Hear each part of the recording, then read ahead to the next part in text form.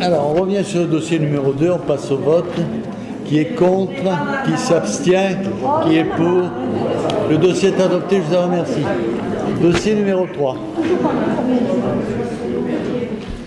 Bilan de concertation et arrêt du projet de révision du règlement local de publicité sur l'ensemble du territoire de la commune de Orange. C'est un dossier sur lequel on est depuis plusieurs mois, qui a réuni plusieurs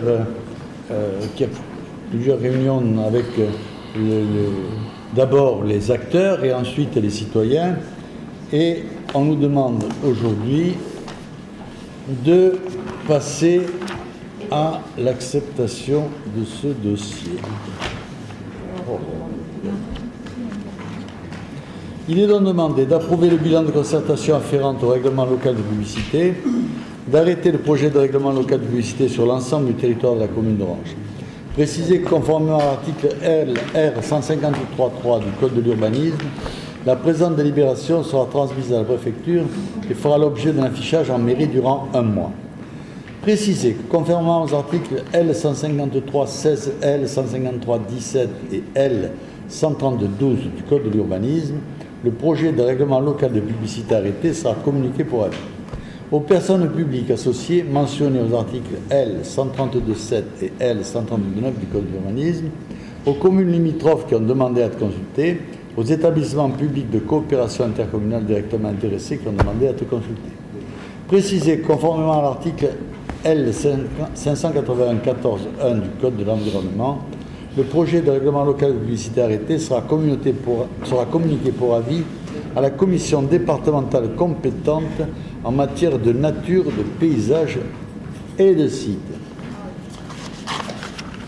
Préciser que conformément à l'article L 103.6 et suivant du Code de l'urbanisme, le dossier définitif du projet de règlement local de publicité tel qu'arrêté par le conseil municipal sera tenu à la disposition du public à l'accueil de la direction de l'urbanisme et de l'habitat située aux services techniques municipaux, rez-de-chaussée, première porte à droite, et en mairie, guichet unique aux heures et jours habituelles d'ouverture. Autorisez, monsieur le maire, à signer toutes les pièces inhérentes à ce dossier. Alors c'est un dossier qui est lourd, qui est très technique, donc ceux qui veulent intervenir interviennent, et moi j'ai envie de dire que c'est les services qui répondront, parce qu'ils sont infiniment plus compétents que moi sur ce dossier qui est très délicat. Vous avez du public, là. Vous n'avez donné aucune argumentation sur ce dossier. Vous la voulez? Je vous la donne. Mais il y a eu des réponses. Elle la veut, je la lui donne.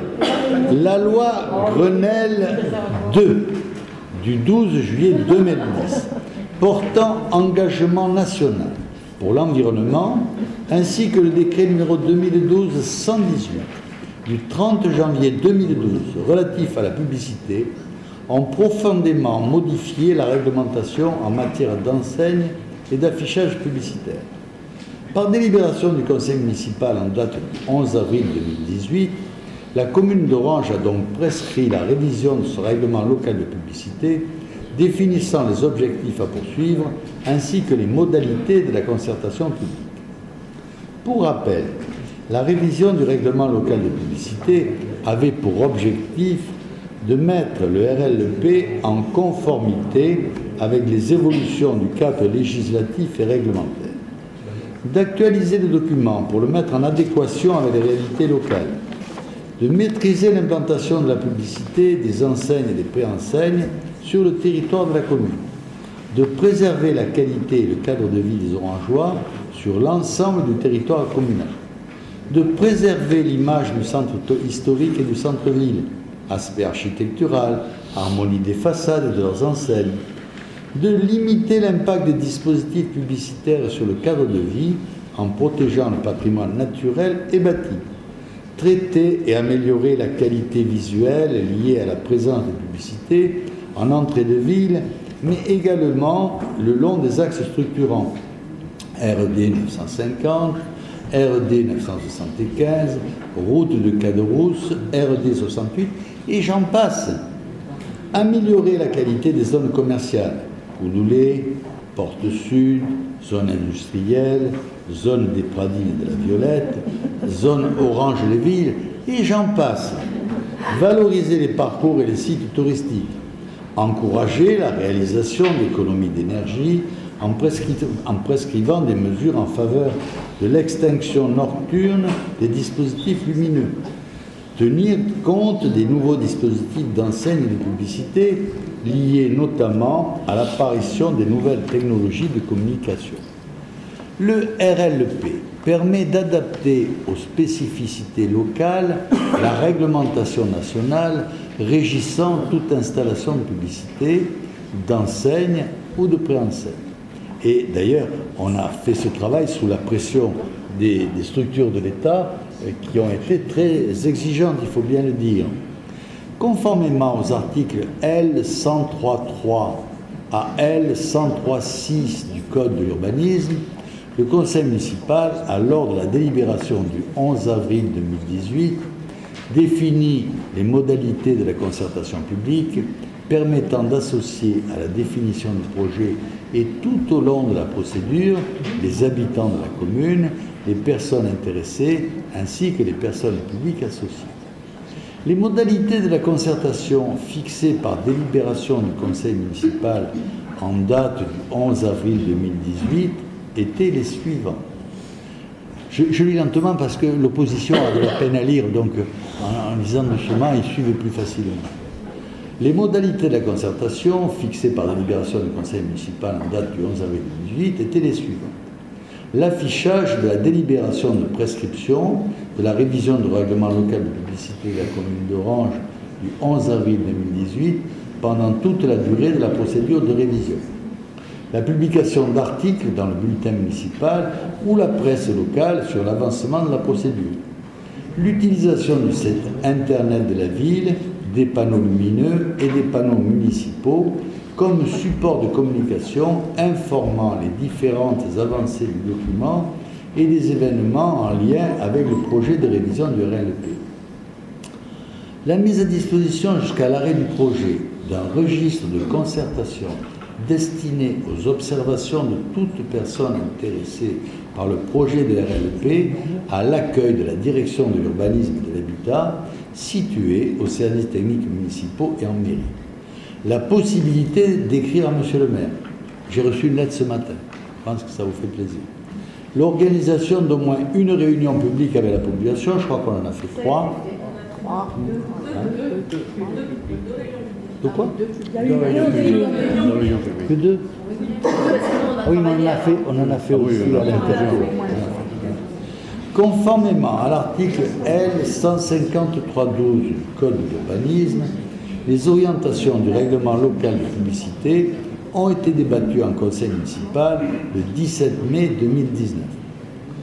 Publicité et préenseigne. On se propose d'améliorer la qualité paysagère des entrées de ville et des grandes traversées urbaines de la commune, de préserver le cœur historique et le site de l'Arc de Triomphe et de valoriser les abords, d'encadrer strictement l'affichage publicitaire dans les quartiers résidentiels et de limiter la publicité lumineuse et numérique.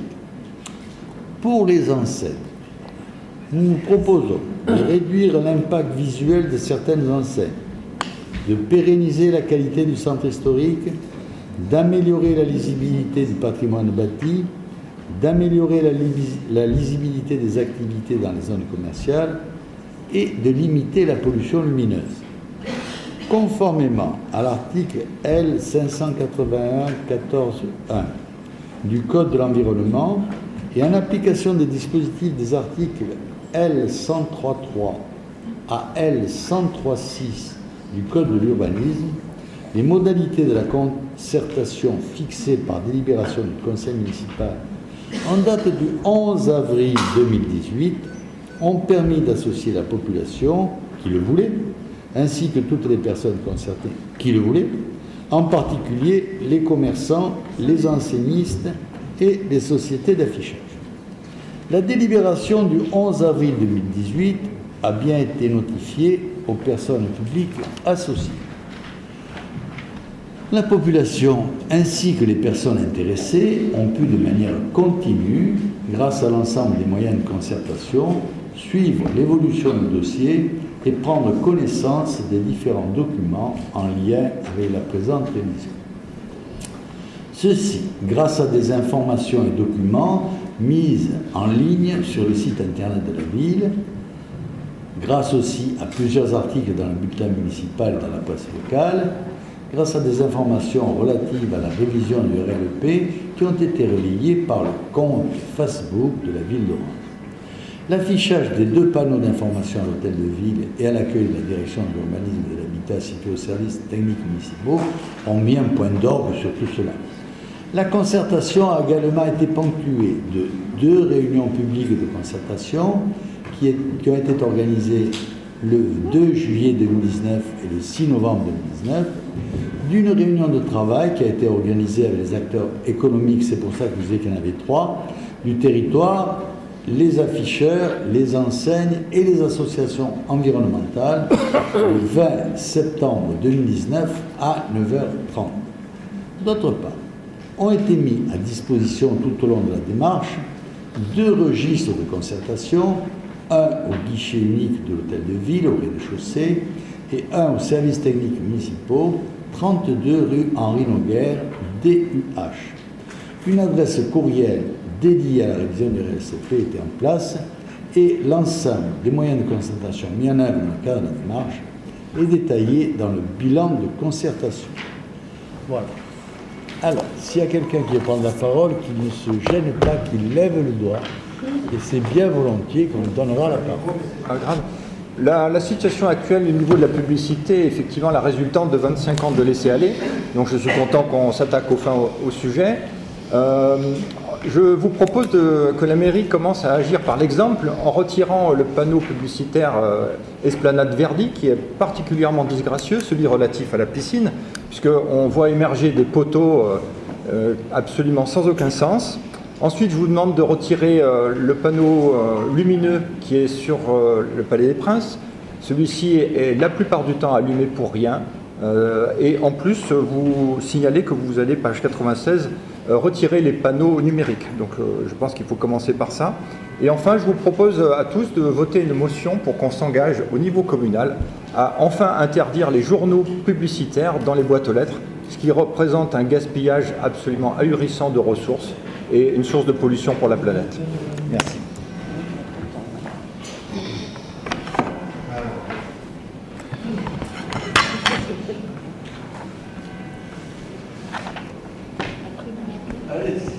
Je peux avoir le micro, s'il vous plaît? Merci. Bon, c'est un document très intéressant, bien, si ce n'était pour, en fait, qu'un catalogue de bonnes résolutions sans intention du tout, de votre égard, de le respecter.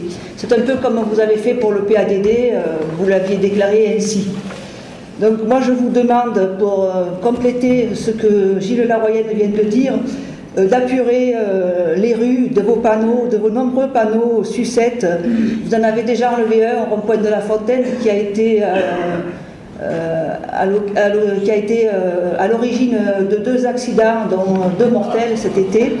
Donc je vous demande de continuer à enlever ces panneaux qui sont sur les trottoirs, qui empêchent les personnes de circuler normalement, que ce soit à pied ou avec des fauteuils roulants. Et je vous demande de respecter ce que vous venez d'indiquer dans votre règlement sur la publicité, ça serait déjà bien, et sans en faire un outil de pression contre certaines de vos administrés.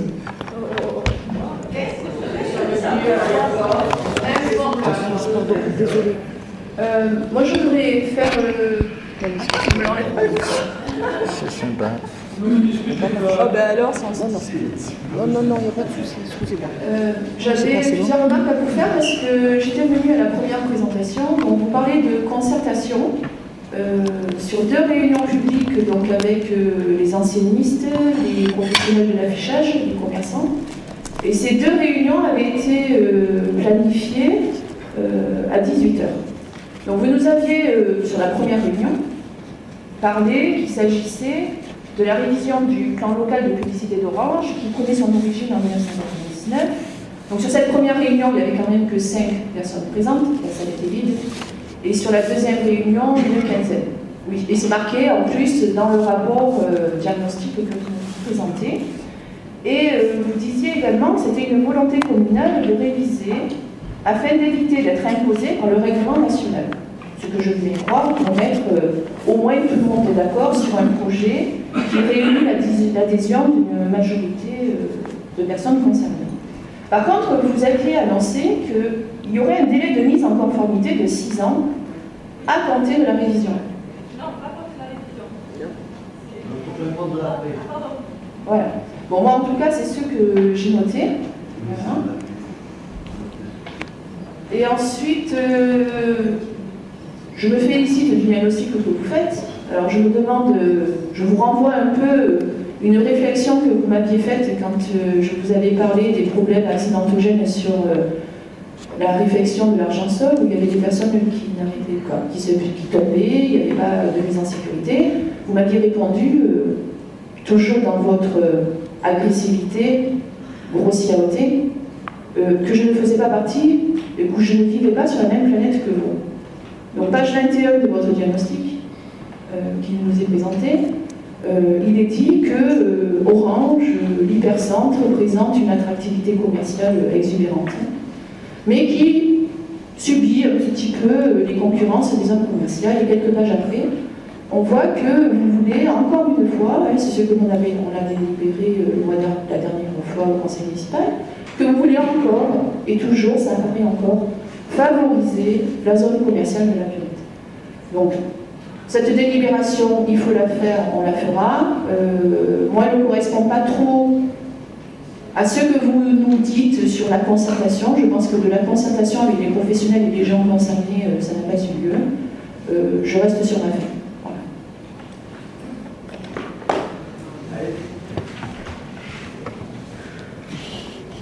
C'est l'enfer, ce truc.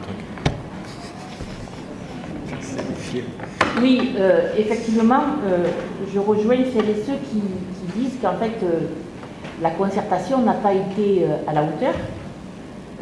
Également aussi, si je partage les objectifs de la délibération, les objectifs généreux dans le sens du Grenelle de l'environnement, avec le catalogue de bonnes intentions, je ne partage pas effectivement votre façon de glorifier certains aspects des activités commerciales sur la ville, revisiter de façon bompard. Il en demeure pas moins qu'aujourd'hui, ce qui est à l'ordre du jour, c'est de mettre en œuvre ce dispositif. Et donc, très concrètement, quel calendrier avez-vous fixé pour mettre en œuvre ces objectifs? Donc maintenant, c'est le passage à l'acte. Donc, vous pouvez nous répondre, s'il vous plaît, monsieur le maire? Y a-t-il d'autres questions? Il n'y a pas d'autres questions? Alors, on va vous répondre. D'abord, les services vont répondre ce qu'ils veulent. Donc, un petit point de précision, la mise en conformité, c'est de 6 ans pour les enseignes. On n'entend pas. Rapprochez-vous. Je me disais, pour répondre... Plus près, plus près. Plus près de toi, mon Dieu. Pour répondre Donc, pour répondre, merci. La mise en conformité, c'est 6 ans au moment où le document de révision sera approuvé. Oui. Donc là, nous avons juste lancé la révision. Il n'est pas approuvé. Là, nous sommes à la phase d'arrêt. Mais dans le projet, je n'ai pas vu Non, mais ce n'est pas un débat. Vous avez posé vos questions, la fonctionnaire répond aux questions que vous avez posées, puis c'est tout. Parce que sinon, dans 2 jours, on y sera encore. Vous vous plaignez à la fois qu'on vous convoque à des heures qui ne vous conviennent pas, et en plus, vous polluez le débat. Il y a une correction. Vous posez toutes les questions que vous voulez. Prenez le temps que vous voulez. Vous avez mis une demi-heure tout à l'heure. On vous laisse faire. Et après, c'est fini. On vous répond. Non, mais en fait, vous C'est comme ça, et vous n'avez plus la parole. Vous voulez que je suspende encore? Je ne suspends encore, moi c'est comme vous voulez. C'est le seul moyen que j'ai. Allez, suspension de séance. Vous pensez qu'elle sera disciplinée? Ça fait 20 ans qu'elle est élue, elle est incapable de la moindre discipline. Non, mais laissez parler que 3 minutes, puis comme ça suffit. On vous laisse parler autant que vous voulez. Sinon, on réduit à 3 minutes, comme ça. Vous empêchez de vous répondre. Voilà.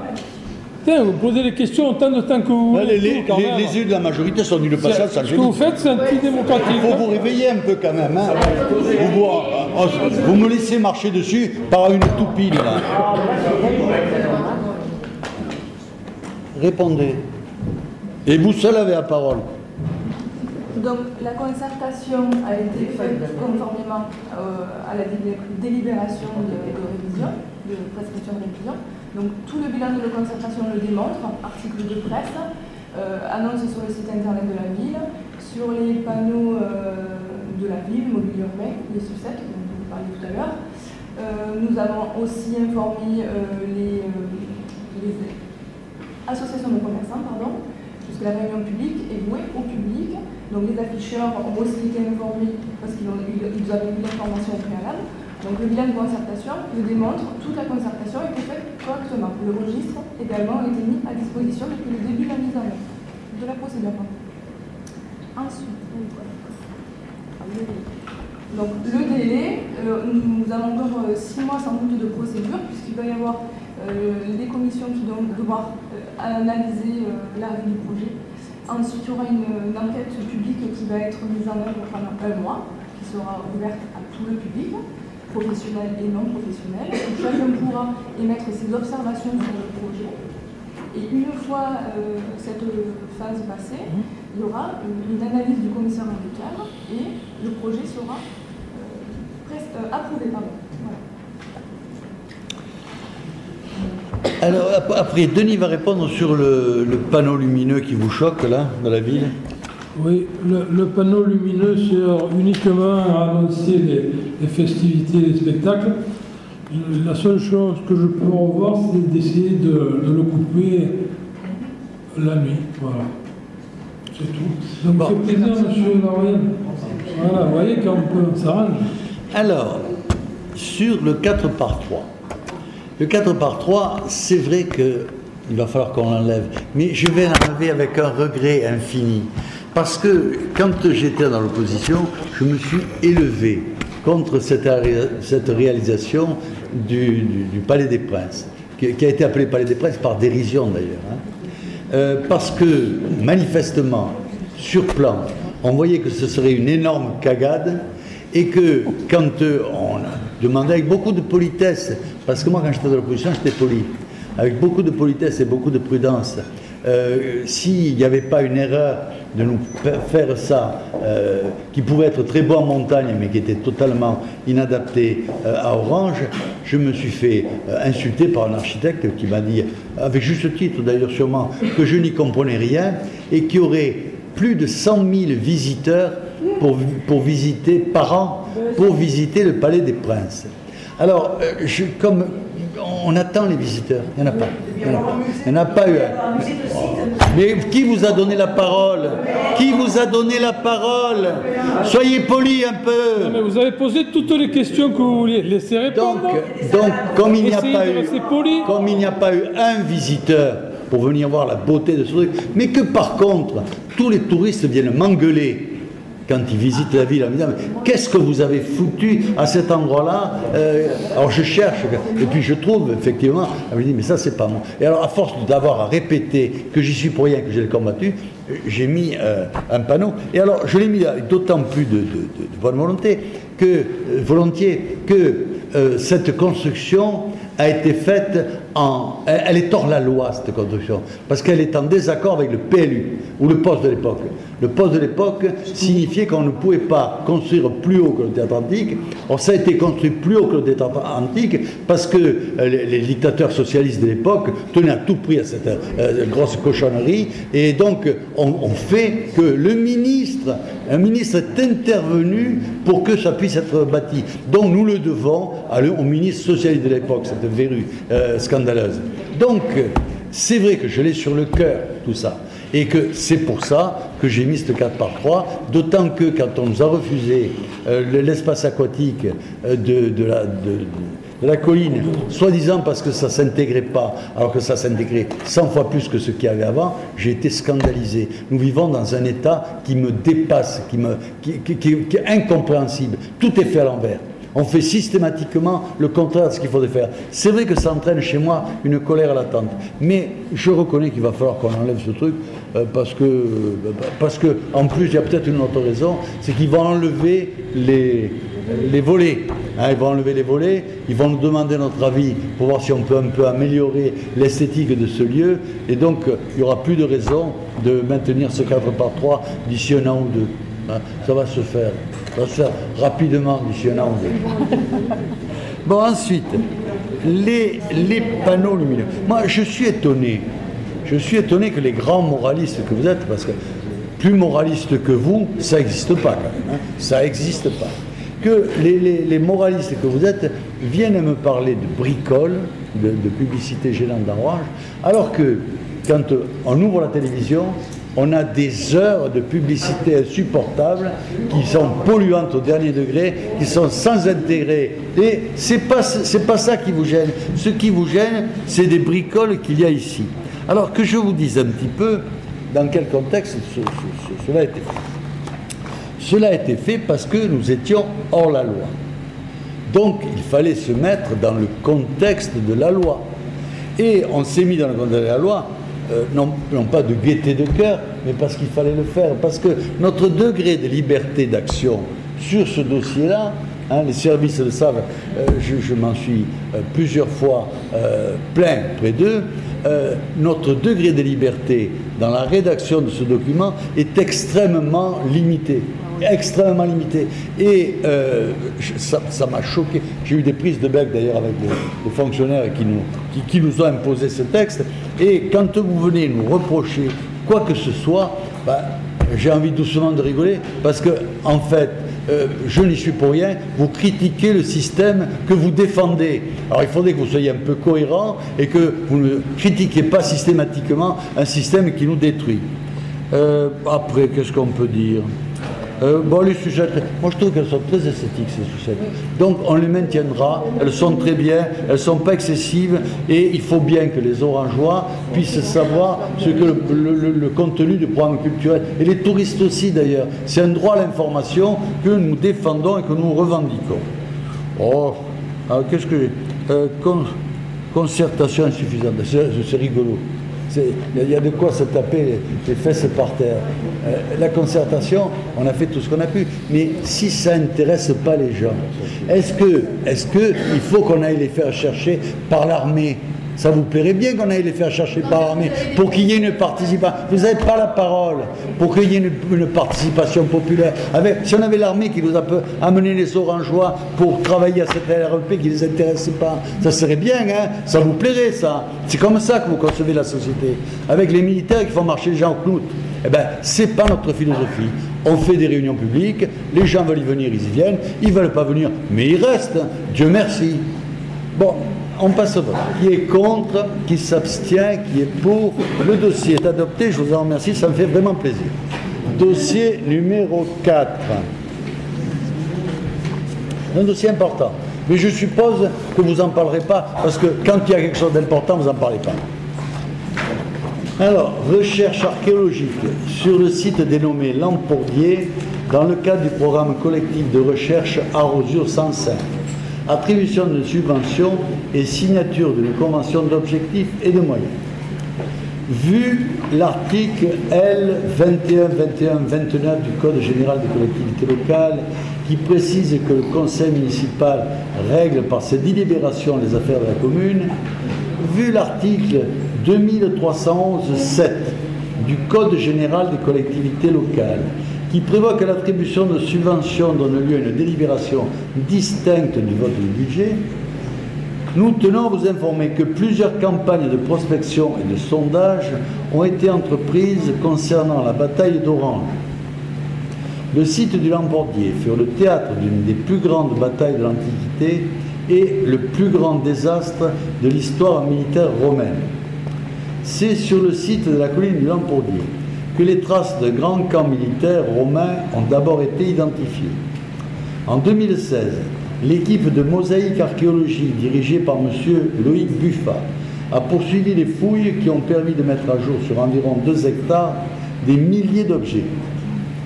En 2017 et 2018, les recherches se sont étendues dans les plaines, mais aussi dans le Rhône.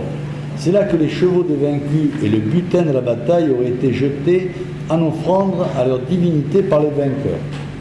Les recherches ont ainsi livré des milliers d'objets antiques, dont quelques-uns de grand prix, et elles ont révélé de nombreux travaux militaires romains d'aménagement du terrain, en particulier les emplacements de 4 camps romains à Orange, au Lampordier, à Orange, à Saint-Étrope, à Châteauneuf-du-Pape et à Montfaucon, dont on ne connaît qu'un seul exemple comparatif dans le monde romain, en Espagne, dans la province de Soria Numance, et cela datait de 133 ans avant Jésus-Christ. De 2009 à 2019, 8 publications ont aussi été consacrées au sujet, directement ou indirectement. Un livre, 7 articles scientifiques ont été publiés dans des revues nationales ou des ouvrages collectifs internationaux. Actuellement, 2 livres, l'un d'archéologie, l'autre d'histoire, et un article collectif sont en préparation. Par ailleurs, le tournage d'une docu-fiction est en cours depuis 2015 par la structure Gédéon Programme sous la direction de M. Stéphane Millière. Et un oratorio est en préparation avec le Grand Orchestre d'Avignon-Provence sous la direction de M. Philippe Grison. Enfin, une table ronde fermée se déroulera sur ce thème et ses développements du 26 au 28 octobre 2020 au Centre archéologique européen de Bibracte, à Montbeuvray, à Glux, en Glen, Nivernais, avec 22 communications.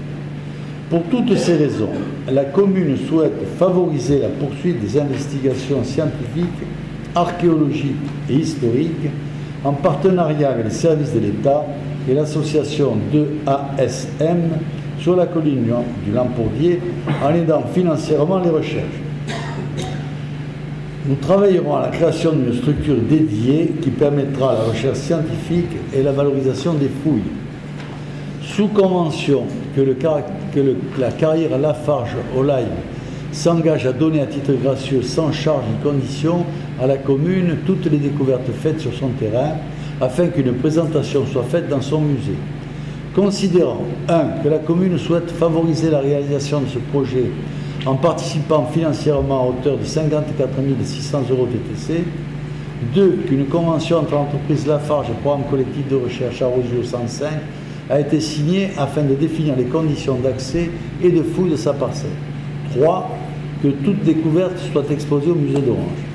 Il convient de signer une convention d'objectifs et de moyens avec l'association 2ASM qui précise les engagements réciproques des parties en vue de mettre en œuvre les fouilles archéologiques sur le terrain de Lafarge.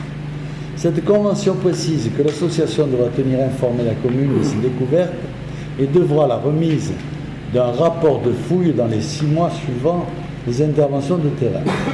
Il est donc demandé au conseil municipal de bien vouloir décider d'attribuer une subvention d'un montant de 54 600 € à l'association 2ASM, d'approuver les termes de la convention d'objectifs et de moyens entre la ville et l'association, de préciser que les crédits nécessaires seront prévus au budget fonction 33, nature 6574, et d'autoriser M. le maire ou l'adjoint délégué à signer toutes les pièces inhérentes à ce dossier.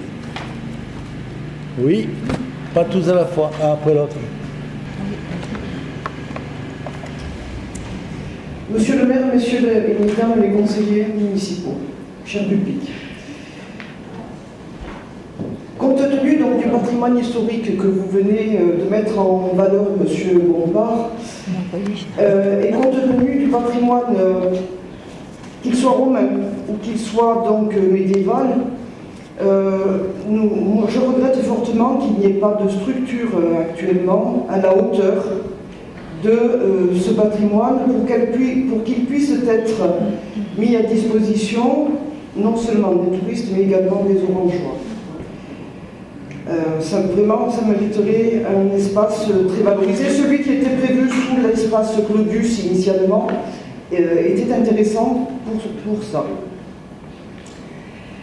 Je regrette également qu'il n'existe pas encore un système relais de type pass entre plusieurs villes ayant aussi cette richesse donc, patrimoniale, notamment Orange, Arles, Avignon ou Nîmes par exemple, qui favoriserait la visite de tous ces établissements pour les personnes qui non seulement s'en intéressent, mais qui en plus peuvent y retrouver une partie de leur histoire.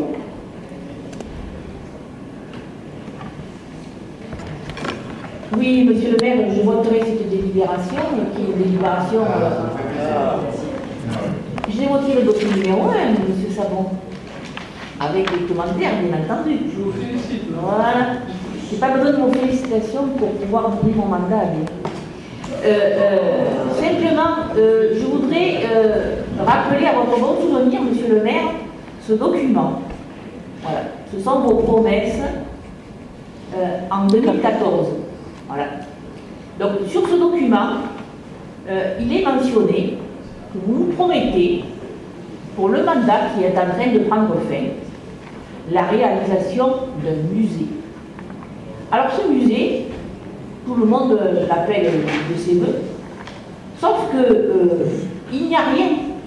Dans le même document, vous nous avez promis un bassin de rétention au sud de la cité de Fourchevieille. Donc, en fait, vous nous avez fait adopter une délibération pour réaliser un bassin de rétention sur le terrain que vous étiez en train d'acquérir dans le quartier de Fourchevieille.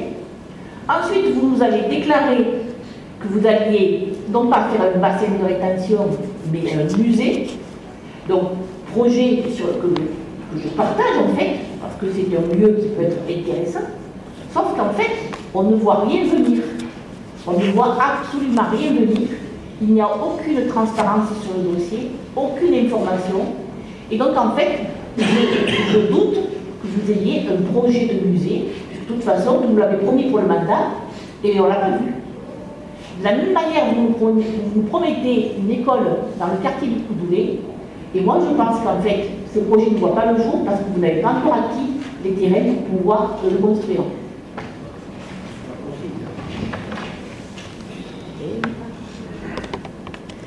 Merci.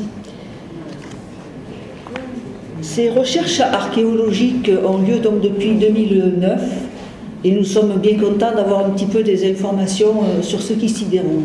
On se rend compte de l'ampleur et de l'importance de ce lieu et de ce qui a été découvert à travers cette délibération. Avant, on n'en a pas bien entendu parler.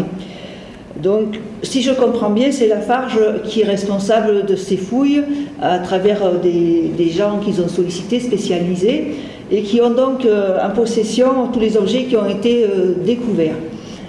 Oui, il va nous manquer un musée pour les exposer, puisque vous leur demandez, contre 56 000 € de vous les remettre afin qu'ils soient exposés au musée d'Orange.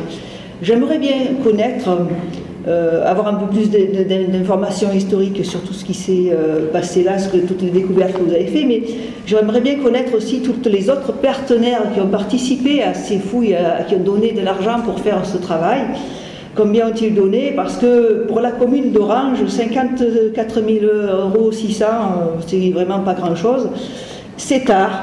C'est un petit peu dommage quand on voit ce que vous donnez pour le mémorial de la terreur, 300 000 €. Aujourd'hui, vous nous mettez 56 000 €, 54 000 € pour quelque chose de majeur.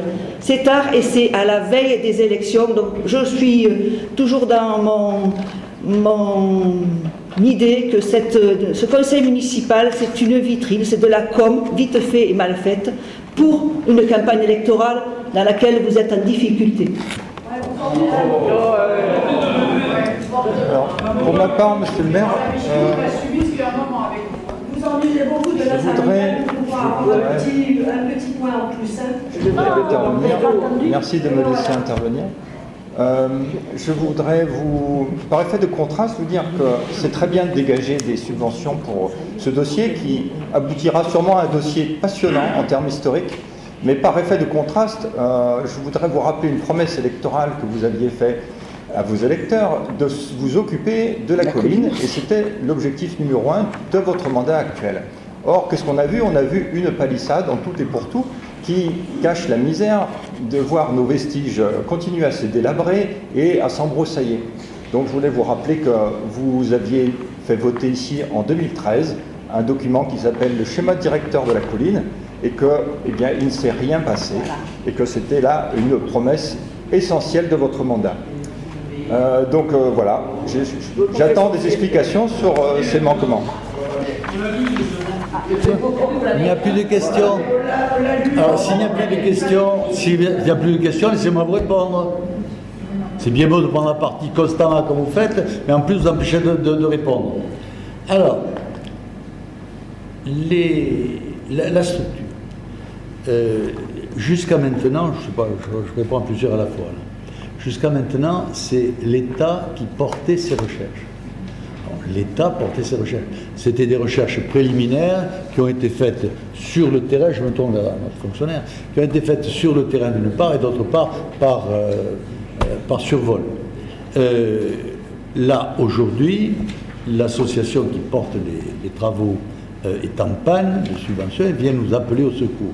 Donc on intervient. Si elle nous avait appelé plus tôt, on serait intervenu plus tôt, mais elle n'avait pas tous les éléments avant aujourd'hui. Elle n'avait pas délimité l'importance du dossier, elle le fait quand elle le connaît, hein. Elle ne peut pas le faire avant. Donc il n'y a pas de structure, on vous a dit qu'on allait en faire une, qu'on ne verserait la subvention que si la structure se faisait, et c'est une guerre énorme qui a confronté deux armées romaines aux hordes des envahisseurs nordiques, et dans cette guerre, les perdants, les Romains qui ont perdu, ont vu leurs 20 000 soldats romains être mis à mort, sacrifiés aux dieux des peuples du Nord.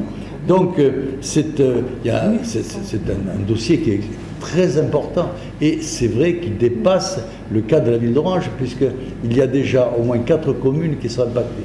Hein, il y a Piolenc, Montfaucon, Châteauneuf, Orange. Donc c'est un dossier important et qui peut offrir un intérêt historique et médiatique majeur.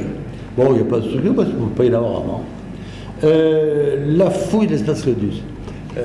Quand on ne connaît pas, on parle. Et on dit n'importe quoi. Claudius, il n'y a rien à voir sur Claudius. Il y a 2 ou 3 murettes, c'est tout ce qu'il y a à voir. Alors,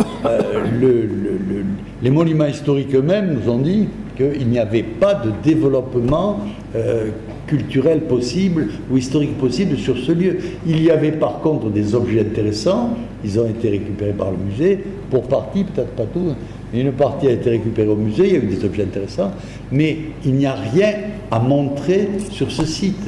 Hein. Et d'ailleurs, bien souvent, il y a peu de choses à voir sur les sites, parce qu'une fois qu'on a... Ce qui est intéressant, c'est les objets, et c'est l'histoire que l'on peut bâtir dessus. Donc, on a laissé tomber Claudius, parce qu'il n'y avait rien à voir. Je voudrais qu'on l'utilise comme salle de réunion. Hein. Je ne sais pas que la ville en manque, mais immédiatement au-dessous du Palais des Princes, ça peut être intéressant. Bon, ça, on le verra. On est un peu freiné dans cette opération par les monuments historiques qui veulent pour le moins qu'on le protège. Mais enfin, il y a des solutions. Mais il n'y a pas d'urgence à faire là-dessus. Bon. Ensuite, nous faisons, avec Culture Espace, on a associé 2 sites culturels, même 3, celui de Nîmes, celui d'Orange et celui d'Arles. Hein? Donc c'est déjà fait, on va voir la dimension que ça prend au fur et à mesure que ça vit, mais comme vous avez systématiquement critiqué la délégation de service public que nous faisons à Culture Espace, ça ne rentre pas sûrement dans votre objectif. Ce que vous aimeriez, je suppose, c'est qu'on crée une association à qui on donnerait beaucoup d'argent, ce qui leur permettrait au président, au directeur de rien faire et de bien s'amuser. C'est ce qui était fait sous le mandat précédent. Hein, mais vous n'avez pas la parole. C'est une maladie. Hein. Enfin, pas comment il faut faire. Ou bien je ne vous réponds pas, ça va plus vite. Là, le musée et le bassin de rétention, ben, ça va se faire. Ça prend son temps. Ça prend son temps. On est en relation avec les monuments historiques. Ils nous ont promis des subventions. Ils nous ont promis combien? On n'a pas encore le montant. Les choses vont à la vitesse où elles peuvent aller en France. Environ, l'État devrait nous financer à hauteur de 40%. Mais on n'a pas nous-mêmes totalement défini les volumes que nous voulions. Parce que il faut voir la conception même du musée, comment elle se déroule. Orange a besoin d'un musée, incontestablement. Il m'a paru qu'il serait de bon sens de le faire à Fourchevieille parce que ça nous permettrait de faire voir le cimetière romain qui est intéressant et qui est très volumineux. Mais il faut voir si on travaille à les monuments historiques, ça prend son temps. Hein, et malgré toute notre bonne volonté, ça prend son temps et ça prendra son temps. Vous pouvez piétiner, ça ira pas plus vite. Hein. Alors après, le 2009. Alors, donc, c'est vrai que les associations ont commencé. Vous savez, elles fouillent un peu partout. Cette association qui a fait la découverte, il fouille un peu partout.